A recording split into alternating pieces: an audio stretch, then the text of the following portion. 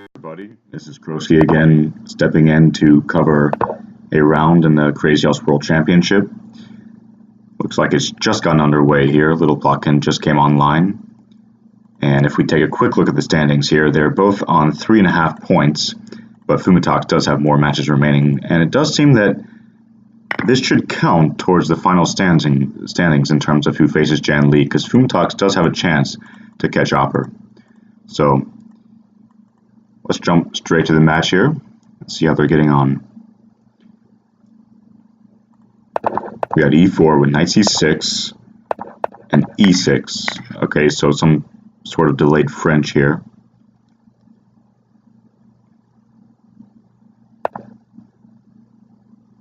Bishop d7, breaking that pin, freeing up this knight.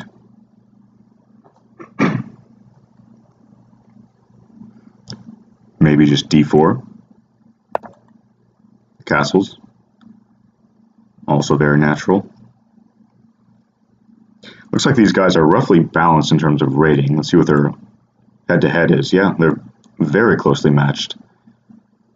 Fumitoks up exactly 1 point in their head-to-head. a6, driving this bishop away, or at least making it declare its intentions, whether it wants to capture on c6 or not. If takes, maybe you place that knight on e5, hitting some of the light squares. But you do have to worry about this knight on e4, to address that before placing a knight on e5. So takes, maybe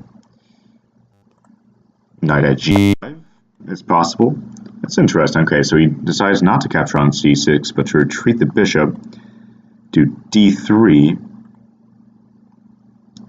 where it appears in some Rossolimo structures, actually place on d3 and then go c3, bishop c2, and d4.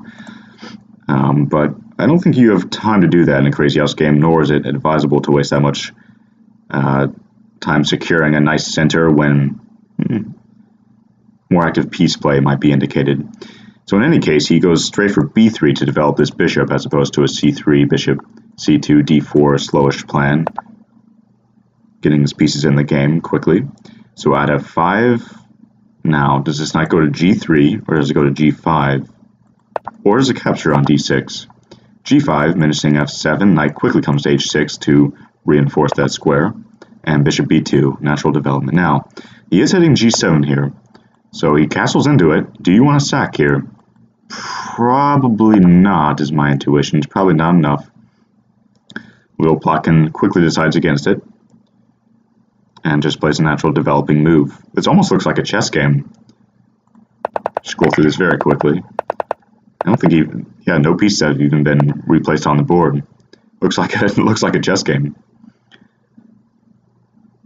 Bishop e7. All right, you got a battery here, hitting this knight on g5, nicely outposted there and making it move away. So maybe the knight is going to be rerouted to f4, where it can come into h5 and gang up on g7. Thankfully, black does not have a pawn in hand. That's why this move is possible. Otherwise, pawn at g4 would be winning material. So, can you control this square? Maybe can't play e5. White has plenty of coverage there. So, okay, it's interesting player here from Fumitoks. He first played bishop e7, driving this knight away, and then played it to c5, figuring it was better placed on this diagonal than on this.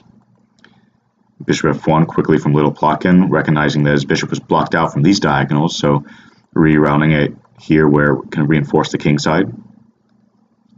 Maybe that wasn't strictly necessary, but it can't be bad either. So quickly d4, and now this was his idea. He wanted to vacate the d3 square so he could free up his d4 pawn and claim some central control. Now, do you want to play a move like at e5? You are blocking this rook off, but this pawn is a really nice outpost and kind of a thorn with which you can start an attack with white. Pawn on e5, and Crazy House as in chess. Okay, c4, just claiming some more central territory. This is a very interesting strategic game. I'm enjoying this. Nothing blowing up, as Jan Lee might say, but an interesting strategic struggle here. Alright, now look at these bishops. These are really nice bishops, just peering down into white's kingside. You don't really want to let both those bishops live interminably. So, okay, blocking off this bishop, not allowing this bishop to take on f3, maybe play knight h4, and no sacks on g2 need to be are terribly concerning just yet, because you have this bishop on f1. Alright, bringing this a8 rook, which was not into play here. Rook e8, or d8 rather, and pinning that knight, which is tricky to deal with, actually. Like, you don't really want to use this knight in hand to reinforce the d4 square. You'd rather place it more actively, and he does. But you might fall victim to some tactics later on d4. Anyway, knight h5, it may not matter if white stirs up an attack. Okay, queen takes, and you always have to worry about knight on one of these two squares, but bishop and rook covers this square, pawn covers this square. Are there any sacks on f2 or h2? I don't think so. Nicely covered on the dark squares here. I would probably pick white here if I had to choose who to play.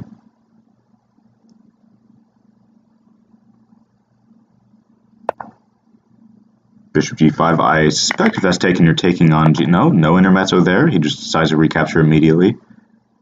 I thought the point of that was to distract this h6 bishop from defense of the g7 square, so you can takes, so you're on the queen, takes, and then only then recapture. When you've drawn the king out, and then you can play something on f6. Littleplotkin goes for something slightly different. Now we have a rook lined up against the king and reinforcing the g2 square on the king side, generally speaking, third rank.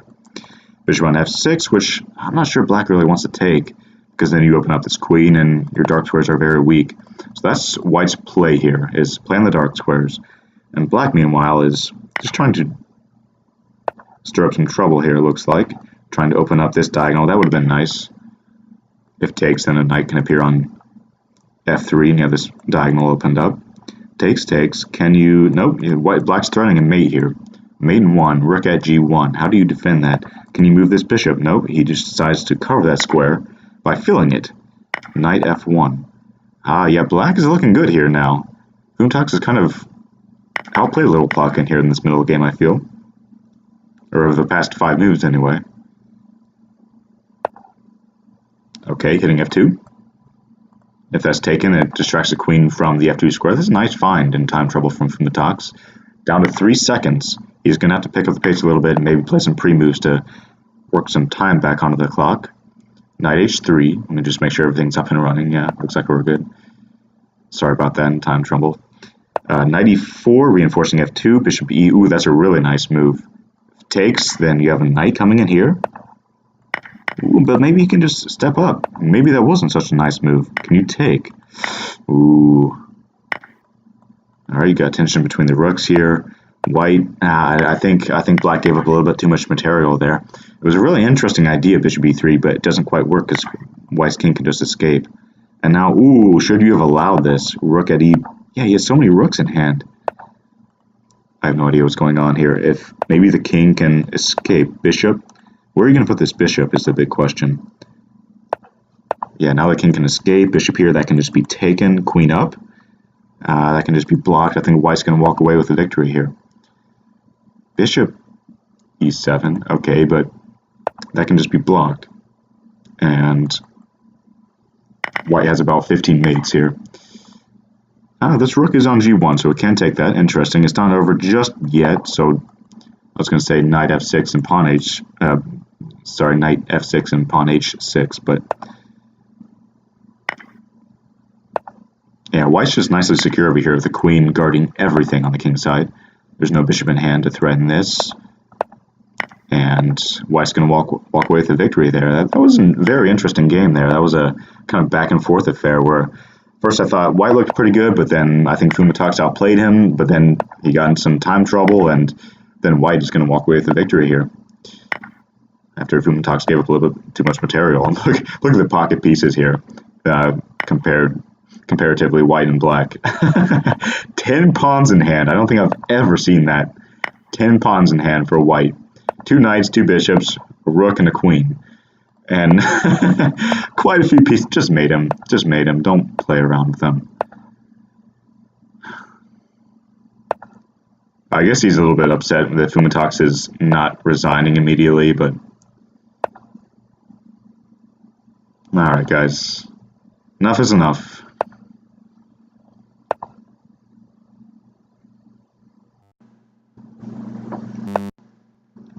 Alright. So littleplotkin with victory number 1, and that evens up the overall head-to-head. So it's a nice moral victory for littleplotkin there in the first game.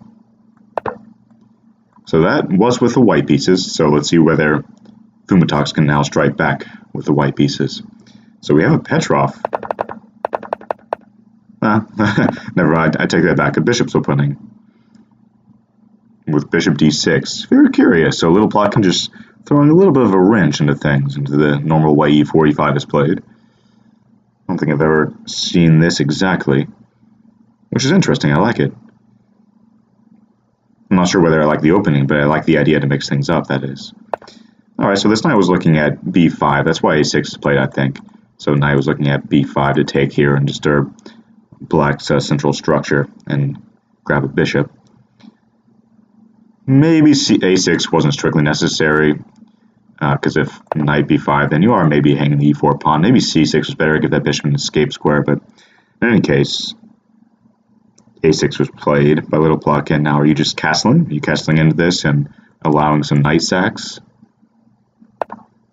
He does castle. I think that was the only move there, really.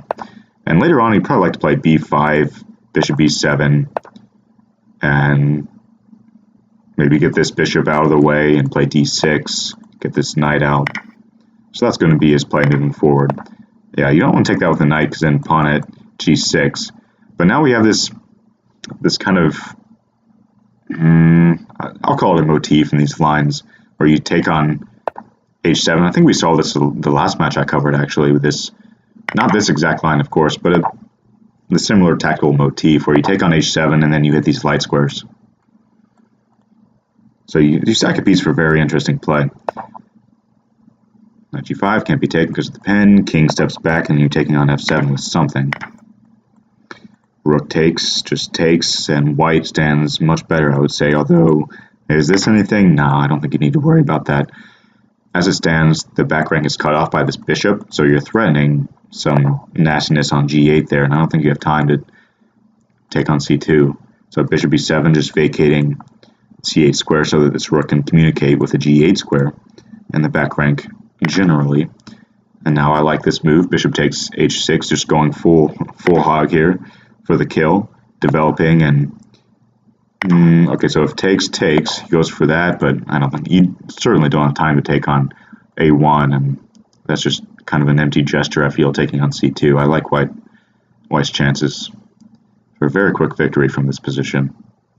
How do we even deal with this? Like takes, you just take here, and you're getting crushed. Knight e3, is that really anything? You can just sidestep that if you are really worried about it. Maybe you can even just take, yeah. Fumitoks just decides to sidestep, so you can either, can you run here, knight h3, just take that, I would say. Are there any knight checks? Not really. He just sidesteps, so knight a3, and up. Ooh, this is actually a little bit dangerous, littleplotkin making something out of nothing. I think you didn't need to allow this. I would have said just taking there would have been fine. But, is there a mate? That's the question. So knight at c4. The point here, I was going to say takes, and that's got to be close to mate, because the knight will cover off this escape square, the king has to step up. But this bishop, lurking on f7, covers this square, so you have two defenders there. You can take twice, and then the king can just escape back. So maybe there's no mate, and white's still crushing. So are you playing b4? King takes, get your queen, and you can never get your queen in the action because you can. The rook can just take. Queen e7 can just be blocked by at d6. So I think you've got to try something like this. Just b4, c5. Just throw the kitchen sink. Because otherwise, if you give white any tempo whatsoever, you're just going to be mated.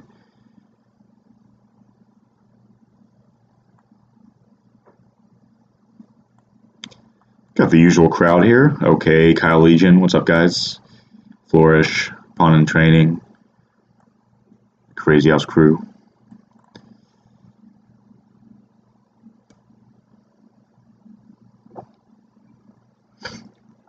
Yeah, H-bar saying B4 looks good for black. I haven't done any calculation, but so littleplotkin going into a tank here. There must be something wrong with this connection because really B4 is the only way to continue any sort of initiative, and you have to play that. And normally he's a very intuitive player and a very quick player who would play that just right off the bat because that's really the only way to keep anything going. So let's just mate right here and takes. Oh, okay, I missed something. I don't know why he spent so long on that move, because this would have been an interesting attack had he had more time on the clock, but if he allows the king just to step back, now white's winning. White's winning. You can just take here and take here. Takes, knight on, you can just take that twice. Rook's coming on the board, aren't going to hurt you. Ooh, maybe queen takes. Ah, I didn't see that. Okay, so good for Fumitoks for taking a second here to figure things out. Even though his opponent is so low on time, that's probably strictly necessary, honestly. I didn't realize that F2 was hanging, but it's probably strictly necessary to take that. Queen steps back. Oh, now you're mated. Now you've got to be mated. Takes with the queen. Interesting. So pawn here is just mate. Pawn here. Oh, maybe king. I would have taken with a rook there, but anyway, pawn here. That can't be taken because that's just mate. So pawn here, king over. But you don't have... What's going on? What the heck is going on? You don't really want to block off this rook, though. It's big here or anything. Queen can just take that, and the situation hasn't really changed. Bishop here, king there. Bishop here, surely mating. Okay. Just bishop here, I think is good enough. Bishop here, here, check. Can you take?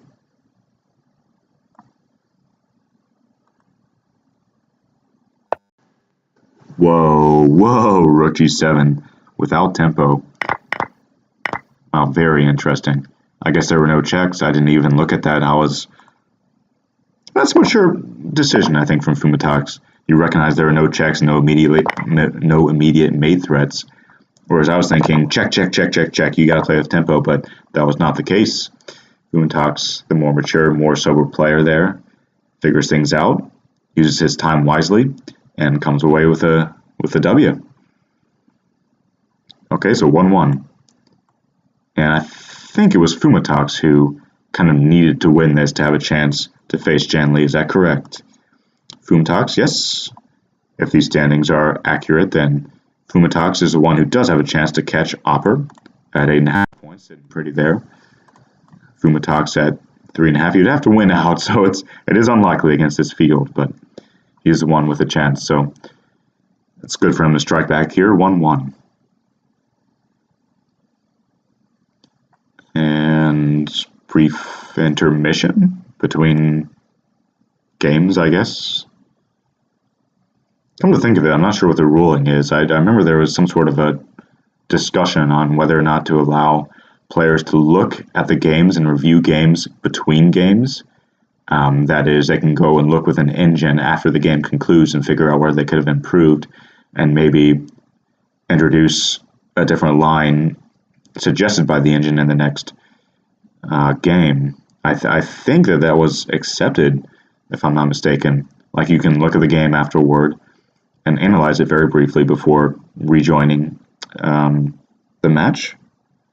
Correct me in the YouTube comments if I'm mistaken about that, but I think you can. Maybe that's what the players are doing right now. They're taking a quick look at that game on their respective analyses boards and figuring things out. Alternatively, maybe they just need a restroom break or something. But I hope this match continues shortly.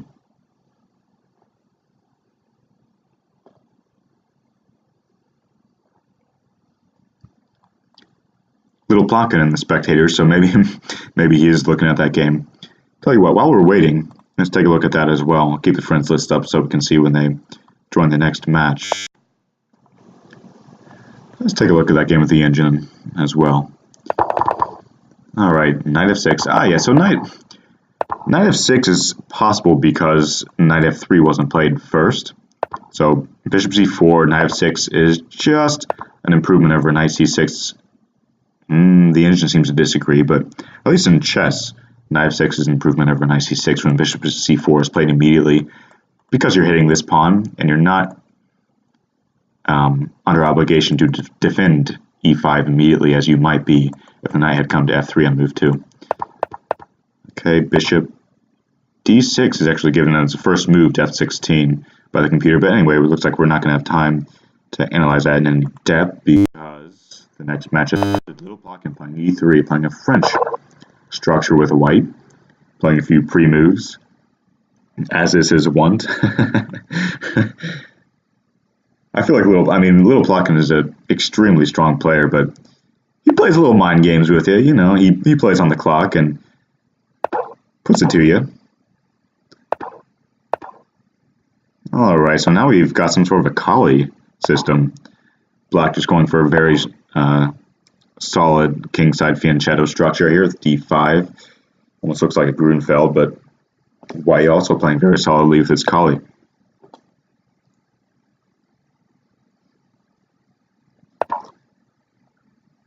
So I suppose the advantage to this opening is it's very solid and you can try to outplay your opponent without venturing into heavy lines of theory.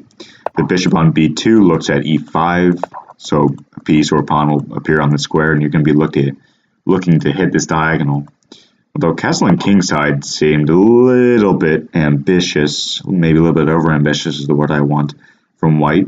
Still perfectly fine, of course, it's a way of playing, but personally I would have castled kingside there if I went back. Castles kingside and then you can just play c4, try to claim central majority here and just crash through on e5 and in the center.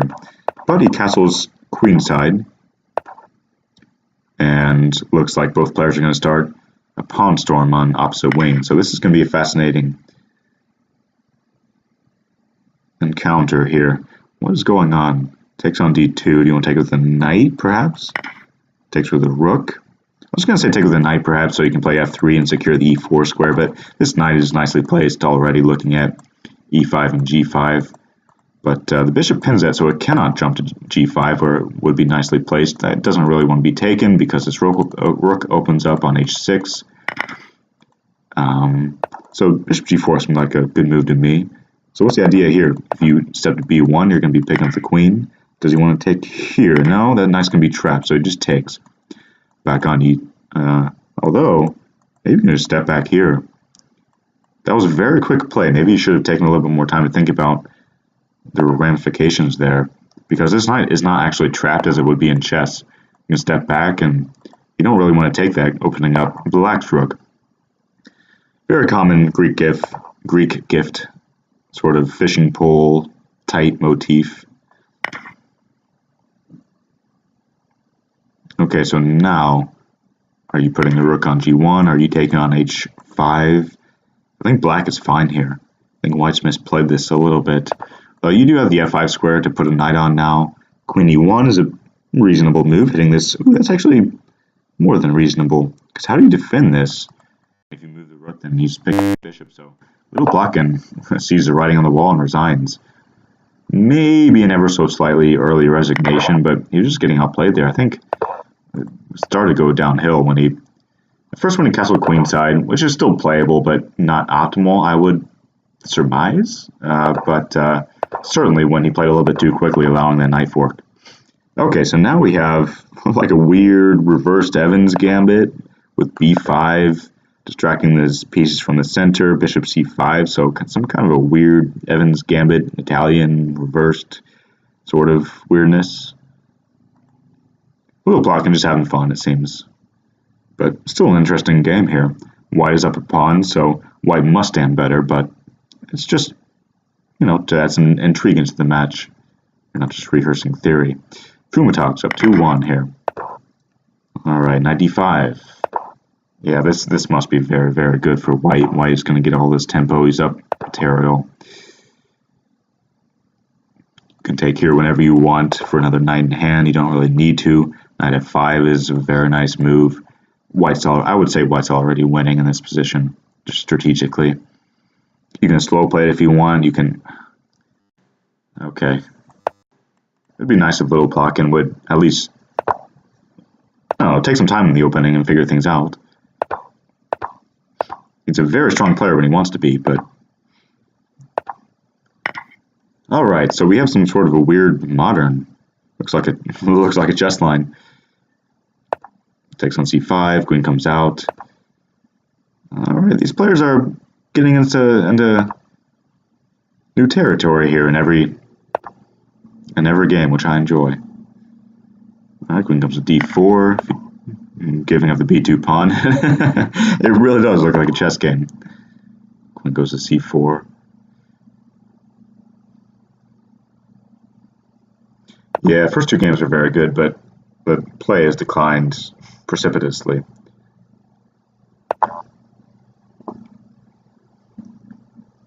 But don't count littleplotkin out. He's got an interesting position here, and he can always fight back. He's down 3-1 rather in the match, but he can come back if he stops playing so quickly in the openings and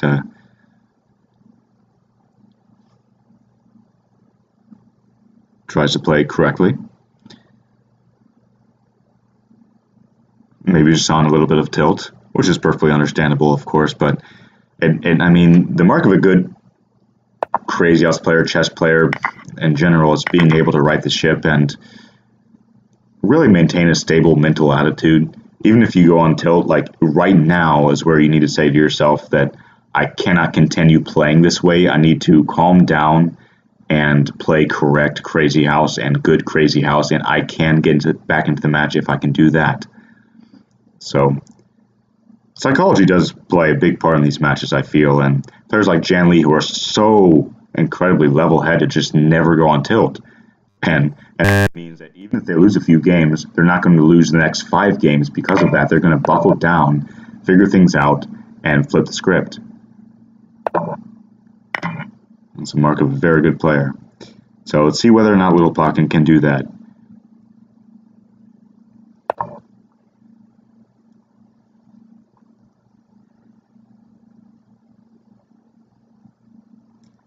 Alright, while I've been blabbering about psychology here, I haven't been paying any attention to the game. Takes, knight f2 looks nice, knight b2 even better, picking up that queen. Alright, littleplotkin play just a little bit slower and play a good game here. Put together a good game. This line was interesting. This line was fun. This is fun. So Fumitoks has been opting for the bishop c4 line, although if I'm not mistaken, he's a native queen h5 player. Queen h5, gnarly queen h5, and goes for those lines. So bishop c4 is related, I feel. Okay, slightly different line here. He's not allowing the knight into g5, so it's going to be a little bit more of a slower game. And I think I would say black's fine in this position, actually. If you don't allow this early knight g5, and maybe you can get in your plan of c6. No, just knight comes to c6. Maybe c6 is too slow and crazy house. Okay, queen d2. I was going to say knight g4, solidifying on h6 and hitting that bishop, but littleplotkin chooses king h7, getting off this diagonal, but yeah, this is going to be kind of nasty. h4 seems correct to me. Just introducing knight g5 ideas where that can't be taken because then you open up the rook, and yeah, I would choose white here. Now knight g4, but might be too late. Can you just play knight g5? King steps back. Okay, h5, interesting. So now you're threatening to take on f7 and fork with pawn g6. So I didn't give white's setup enough credit initially, because I thought if black could play that correctly, then maybe he was going to be okay. But this looks kind of nasty, actually, because you have this bishop peering always at f7. You have this battery on h6. The rook is going to be into play if you can ever play something at g6 and recapture with that h-pawn. Castle queen side seems okay, but is there something a little bit more direct here? Knight g5 and h6, although that's covered enough. Fumitoks is rerouting this knight. Where does he want to go? Does he want to go to g3 to f5? I guess so. Yeah, I guess he's going to f5 and just putting more pressure on these light squares if he recaptures with that e4 pawn, just really clamping on g6. Whether or not he can make any hay of that is another question. Rook h4, hitting this knight laterally. That indicates his decision not to castle kingside, but either to leave his king in the center or castle queenside should he deem it necessary. Well, that's a nice move. Okay, so putting this bishop on f4, where it's reinforced by this bishop on d6, where this bishop d6 move is finally coming into play, just putting battery on the f4 square, and now this bishop can kind of come to life from d6. It's blocking this bishop out the whole game, but there is some point to putting this bishop on d6. Now, if you step back, it's going to leave a really weak d6 square. You want to put this rook on first, so do you block with the bishop or the knight? And that's an important decision, I feel. Which you want to retain in hand and which you want to give black the chance to recapture and put in his pocket. He decides to go with the bishop, so maybe when he castles he has more reinforcement here, or maybe he felt it was more dangerous to give black a knight in hand should he recapture there. Takes on f2. I think white's going to castle queen. No, now he doesn't want to. He wants to recapture here. Was that necessary, taking there? He just took a pawn there. Maybe he could have checked or something, but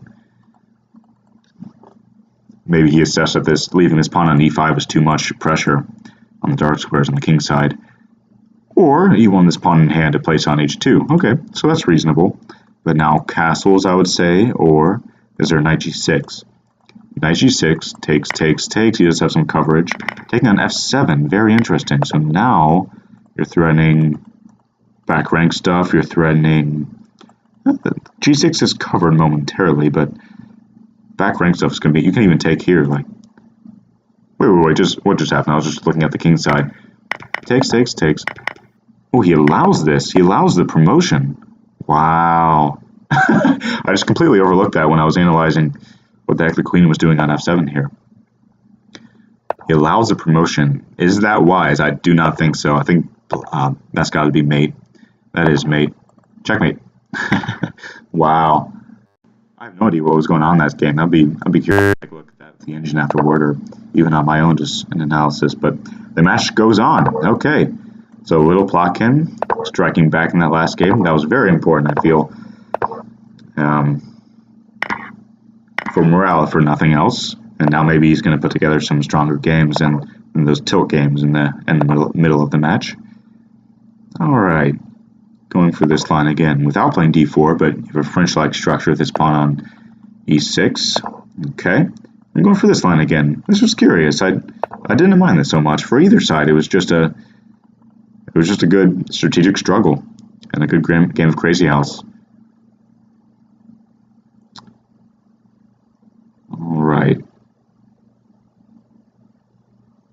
Looking at moves like f6, but probably just development is better. Do you want to play f4? Probably not. You're just driving the knight where it wants to be, and you're relieving this bishop from being blocked out. This pawn wants to stay on f5 for now, I would say. Do you want to take here? Not necessarily. I don't see what you're doing with that knight. And recaptures here solidifies these two squares, so you can't place that knight. Do you just want to develop and allow that knight to be hit? You have e5 covered enough now. Maybe you route it like this. He decides to go to h6, looking at g4. Seems reasonable to me. I would have considered playing f6 there. Seems like a very solid move to me to play f6 before castling. So you can't be hit by moves like this and this. Just f6 seemed fine to me, and then castle, but maybe he's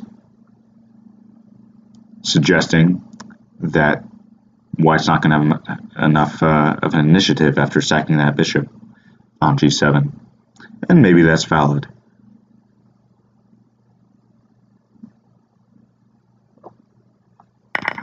Nice to see Plotkin stop the rot, says F. Gala.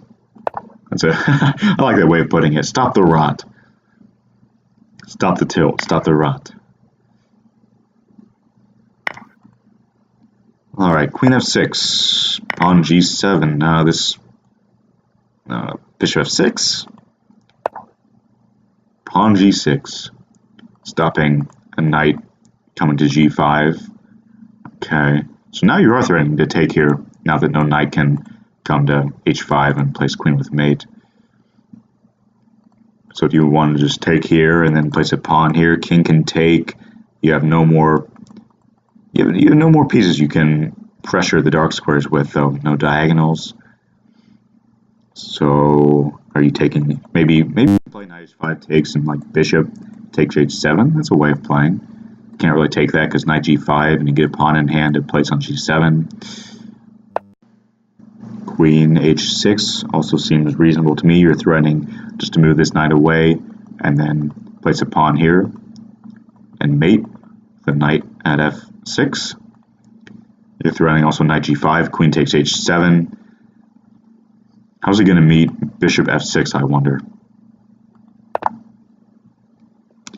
Okay, Fumitoks instead decides to go for rook g8, although personally I would have liked to get this bishop in play on the board and just really try to solidify those dark squares where all of white's play is based around presently.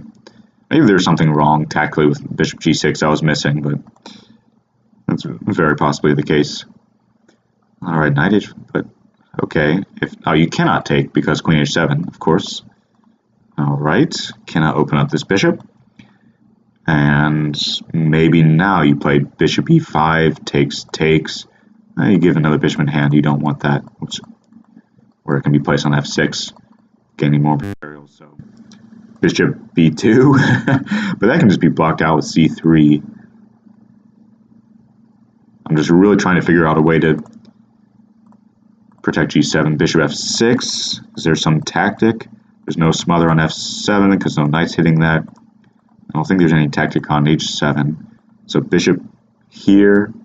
Is there some bishop takes here? Can't take with the f-pawn because of knight mate.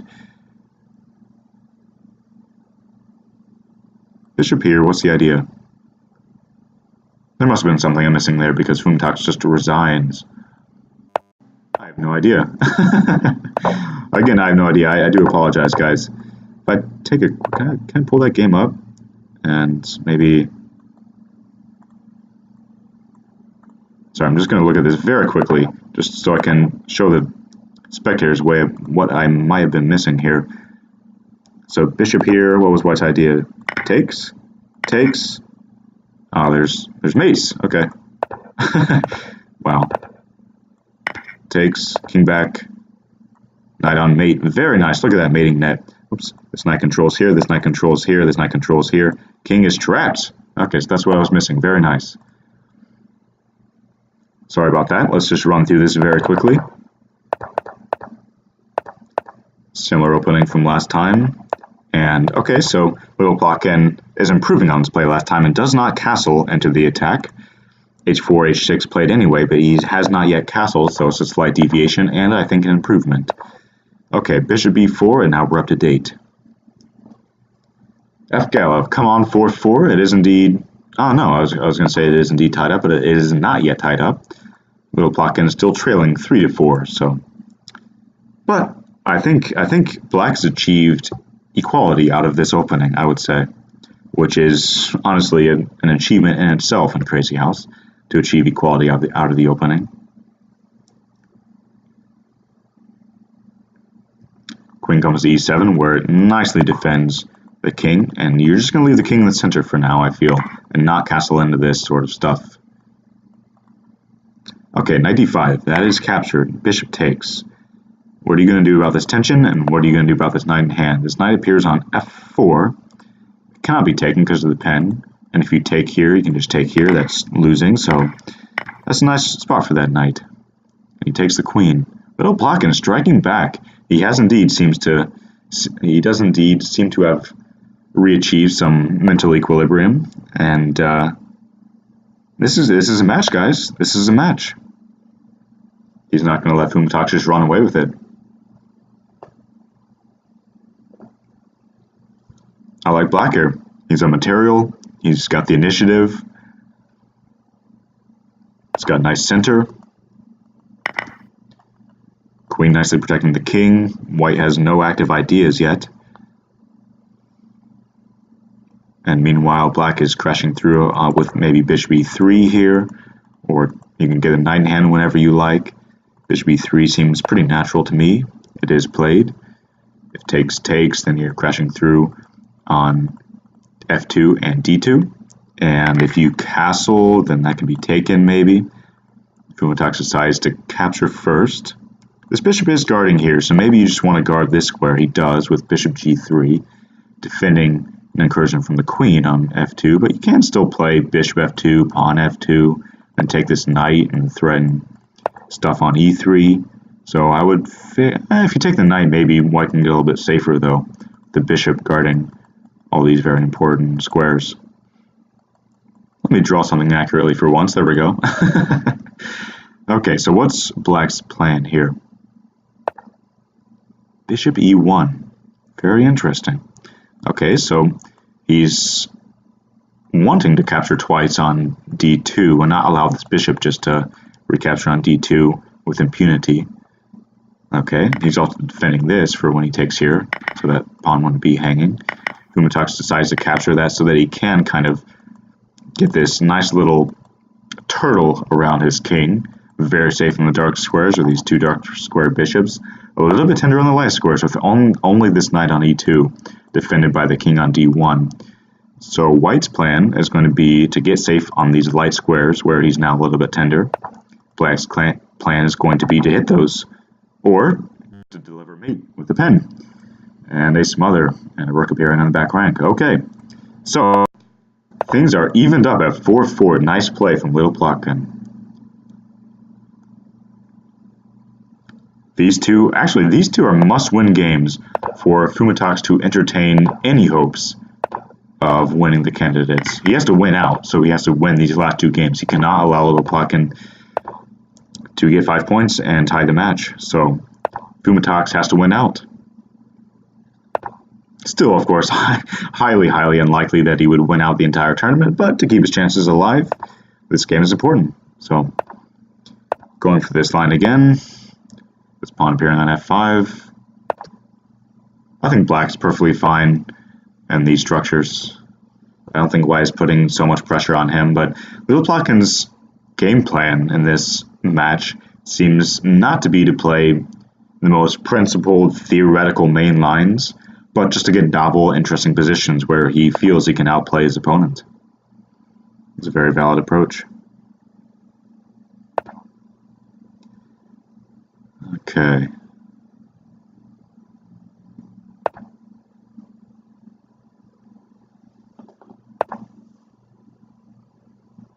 Okay, so rook g8 instead of castling this time. This is going to be a point of attack for white. Bishop appears on f6, indeed. So if takes, then the knight can take, and that's going to... Well, maybe you can even take with the pawn. The rook opening up isn't a problem yet. The bishop appearing on f8 screams to me smother. Like, if you could get knight on f6, another knight on f6, that would be a smother. But Fumitoks correctly assesses that white cannot achieve that. Okay, so takes. You're going to get the piece back with pawn at f6. And so you cannot take with the knight. Careful, can't take with the knight because it smothers. Okay, I like this very much. If that's taken, then you open up the rook, pinning that bishop, and a knight can come here. Pawn g6, okay, forking these two pieces. So knight at f6 or pawn at f6 would be my idea, be my guess of what littleplotkin is going to play. Knight or pawn f6, which is better here? So let's say pawn here, takes, queen takes, knight here. Can you takes? Is that a problem? I don't think so. What about knight here? Takes, king sidesteps. He goes for pawn f6. Okay, very reasonable. Maybe if takes here, you're inserting bishop takes h7. Ah, I see. So maybe you want to take this bishop. I was going to say, like here, bishop takes, king, rook there fails to pawn g7, takes and promotes. So I think white must be winning this I don't think this is defensible. Takes, and you're threatening to promote, and then you can get away with this bishop. You're also threatening a rook appearing in the back rank. I don't think this is defensible.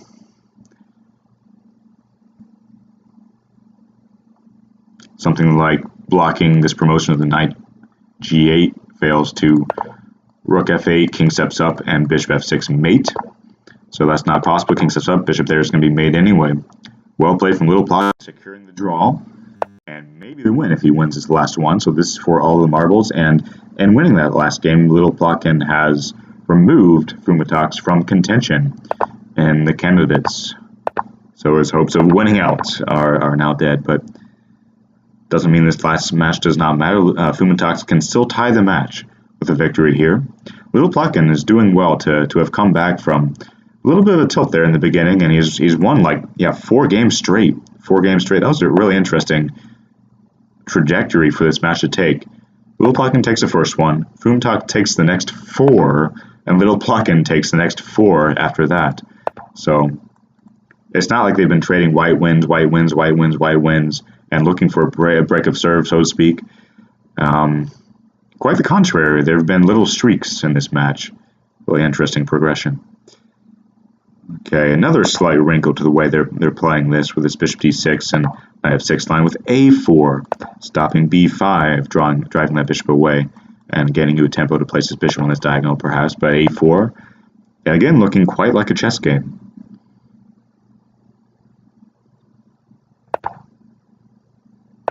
Floor saying no, had to have been a slip. No, I don't think that's the case. I think bishop d6 is just a line. It's just a line.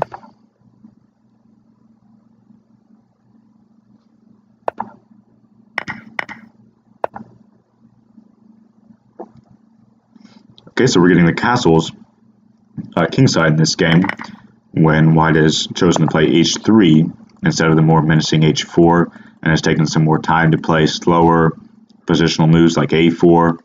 So we do get the castles kingside this time as opposed to staying in the center as he did last time. And seems he's relatively solid, blocking off this menacing battery here with this bishop and queen lined up on the g8 a2 diagonal. So that seems like a reasonable move to me.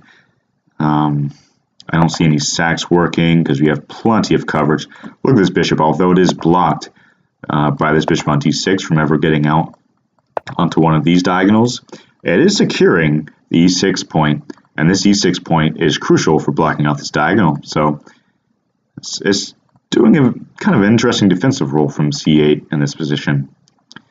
Okay, b5, sacking a pawn but opening up some lines.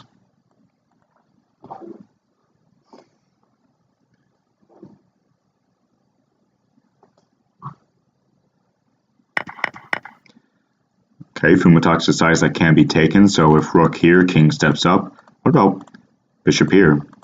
Why can you... Okay, so rook here, knight here, pawn here. I don't see why you can't just play that. I would have played the rook check. I'm not sure what he was looking at. Maybe rook check, king's up, bishop here, takes, and black didn't think he had enough with that queen there, but the queen can come here. Yeah, I don't know. I would have played the check first and getting this rook involved, because what's it really doing from a8 where it wouldn't have been better placed on a1? I don't know. Put bishop a2 directly, and that still poses some problems for white, of course. What are you doing about this queen, for one? You have these bishops raking across the board here. Rook cuts off this square, and if you step... okay, I wasn't giving him enough credit there. I think the queen was trapped. Because a pawn could have appeared on b1 had the queen stepped back to c2. Let's look at that very briefly. So if queen steps back here, pawn here is going to trap the queen. Queen cannot come to this square or this square, covered by the bishop. These squares are controlled by this bishop. This square is controlled by this rook. The b file is cut off by this bishop. And that's a queen trap, ladies and gentlemen. While I was palavering on about rook a1 and its benefits over just the immediate bishop a2, I completely missed that was just an immediate queen trap. So I do apologize there. That was nicely played from littleplotkin. Really strutting his stuff in this match. the latter half of this match, I should say. He's regained his customary swagger, I feel. All right. And up on the clock here. Over 2 minutes remaining for littleplotkin. Fumitoks at 45 seconds and dwindling. He captures on b2. That can't be taken because of pawn a2, and the queen's going to come on the board, and that's going to be all she wrote. Can the king escape over here is the question now. So the queen, nope, that's just mate. That is just mate. And littleplotkin comes back from from a 4-1 deficit to take the match 6-4, and in so doing knocks Fumitoks out of contention for the possible championship in this Candidates tournament. Nicely played from littleplotkin, nicely done, riding the ship there. Interesting match, very good play, high quality play from both players there, especially in the second half of that match. And I enjoyed this one, guys. Some very interesting strategic struggles, as I mentioned before, not just playing a bunch of theory in these e4, e5 lines, but kind of going their own way. And littleplotkin taking the onus on himself to mix things up and play this interesting bishop d3 bishop d3 and or bishop d6 lines, with the bishop often appearing on b7 or b2. He played that as white against the French, and he played that as black against e4, e5. So very interesting stuff from littleplotkin, and I would imagine that maybe this is a line worth looking into. Maybe it's possible because of the immediate bishop c4, rather than knight f3 and going into these mainline Italians with knight f3, knight f6, the bishop goes to either c5 or e7, but bishop at d6 is not so bad. It's just a new way of playing. All right. Take a brief look at the chat here before signing off, just the game chat. I'm not recording this live, of course. Streaming live, I mean. But so the only chat I have access to is the game chat. Just some offbeat stuff. Yeah, maybe. Maybe he looked at it beforehand, maybe not. Just playing by the seat of his pants, but it looks like some preparation to me, like this bishop d6 line and the e4, c5 lines that Fumitoks does play on occasion as his kind of second line from queen h5. So maybe this knight f6 and bishop d6 line was what he prepared against Fumitoks' fairly stable opening repertoire, fairly predictable opening repertoire. I am indeed recording. Thanks, Antic. All right. Congrats, Plotkin, indeed. Okay, so with that, I think I'm going to sign off. Plotkin does take the match 6-4, and that's going to put Plotkin that's already been updated. So nicely done to whoever is in charge of updating these stat sheets. It's a nice system they've got going, very responsive. 4.5, littleplotkin marching up those standings. Signing off.